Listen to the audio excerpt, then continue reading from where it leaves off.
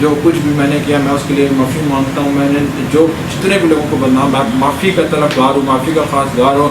اللہ بھی مجھے معاف کرے, رسول اللہ بھی مجھے معاف کرے, اہل رسول بھی مجھے معاف کرے. جن کے لیے جو میں نے کیا میں سب لوگوں سے معافی اور جو حضرت جی کی عزت پہ مطلب تم نے ہاتھ ڈالنے کی جس کو میں جس سے میں نے غلط بات کی, غلط چیٹ کی, جو بھی میں ان لوگوں سے اللہ کے لیے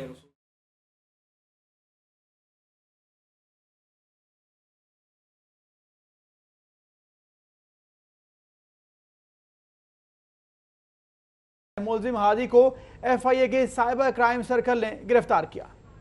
مزید جانیں گے عرفان ملک سے. جی عرفان, بتائے گا اس کارروائی کے حوالے سے.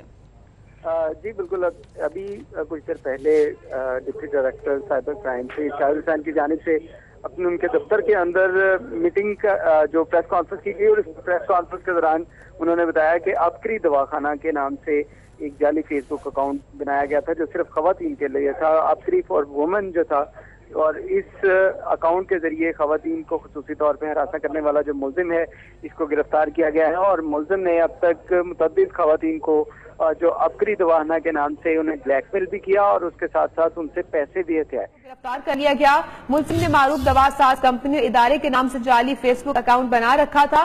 ملزم کے قبضے سے تمام ڈیوائسز اور کمپیوٹرز قبضے میں لے کر کارروائی کا آغاز کر دیا گیا ہے. Deputy bureau chief Lahore Ayaz Shuja مزید تفصیلات سے ہمیں آگاہ کریں گے. ایاز, آپ بتائیے گا اس حوالے سے کیا مزید تفصیلات آ رہی ہیں اس کارروائی کی؟ بالکل, یہ ہادی نامی نوجوان تھا جس نے ایک گروہ بنایا ہوا تھا. اس نے ایک معروف دوا ساز ادارے کا جو کہ کافی اچھی ریپیوٹ رکھتا ہے, اچھی شہرت رکھتا ہے طب کے شعبے میں, اس کا جعلی فیس بک پیج بنایا. اس پر صرف اس پیج بک پہ صرف خواتین کے لیے اس ادارے نے بنایا ہے, اور اس پر تمام خواتین کو اس نے آن بورڈ لیا.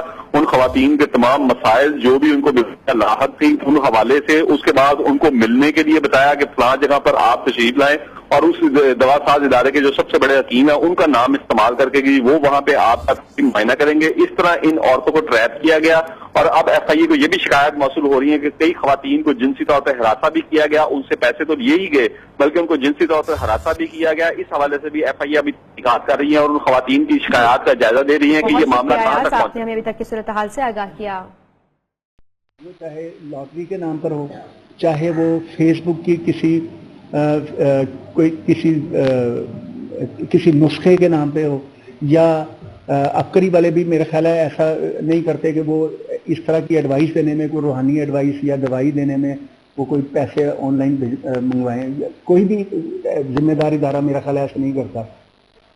اور ہمارے پاس تو ایسے بھی کیس آئے ہیں کہ اولیکس وغیرہ یہ جو مارکیٹنگ ویب سائٹس ہیں اس پہ بھی لوگ جو پروڈکٹ کو بھجوانے کا ٹی سی ایس رسید بھجوا کے بھی پیسے منگوا لیتے ہیں اور وہ اصل میں پروڈکٹ نہیں جاتی.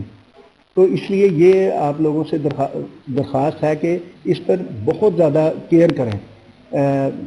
جب بھی آپ نے آن لائن کسی ای میل پر, کسی ویب سائٹ پر, فیس بک پیج یا اور کوئی میڈیم کوئی بھی ہو, اس پر آپ نے پیسے نہیں بھجوانے, اپنا بہت زیادہ پرسنل ڈیٹیلز شیئر نہیں کرنی.